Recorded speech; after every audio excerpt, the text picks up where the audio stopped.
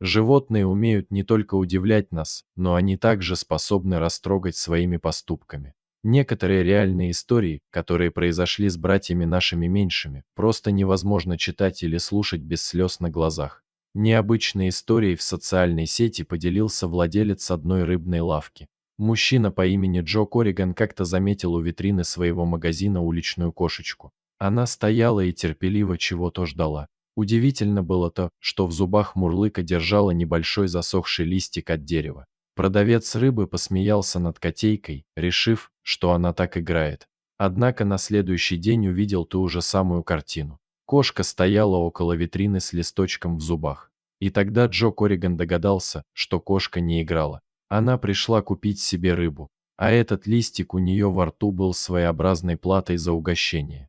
Мужчина предположил, что сообразительная кошка некоторое время наблюдала за покупателями рыбной лавки. Мурлыка приметила, что люди дают человеку бумажки, а взамен забирают у него вкусную рыбу.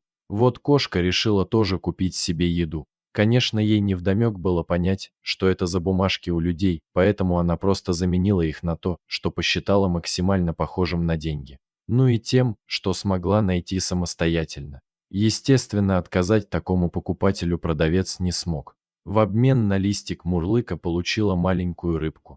Ну а на следующий день она снова пришла за покупкой и опять с деньгами. Такой сообразительности кошки можно только подивиться. Это же надо, она не просила просто так рыбу, она ее покупала. А для этого шла и добывала эти деньги. Естественно, такая история не осталась незамеченной. Владелец самой обычной рыбной лавки сразу же обрел некую популярность в социальных сетях благодаря своему очаровательному посетителю. Не знаю, на самом ли деле кошка вот так целенаправленно приобретала себе пропитание за плату или же тут немного приукрашено все для более интересной и яркой подачи материала. Однако лично я верю в то, что кошка вполне могла додуматься сама так приобретать себе желаемую и вкусную рыбу. Известно, что эти животные умеют наблюдать за человеком и копировать его действия.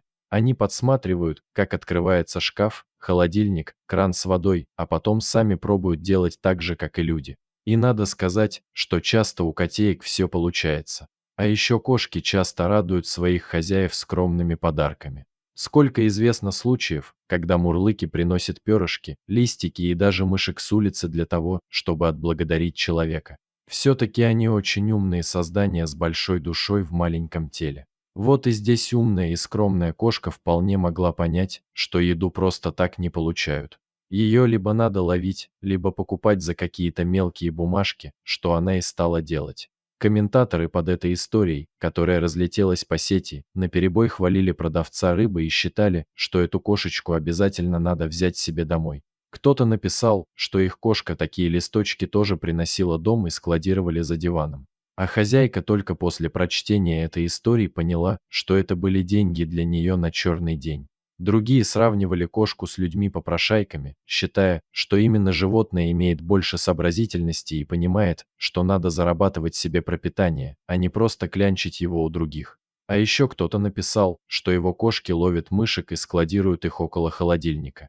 Хитрюги понимают, что именно оттуда достается еда. И вот таким вот способом мурлыки считают, что пополняют запасы продовольствия. Как было бы хорошо, если бы таких вот ответственных продавцов, которые помогают бездомным животным, продают или просто дарят немного еды, было бы как можно больше.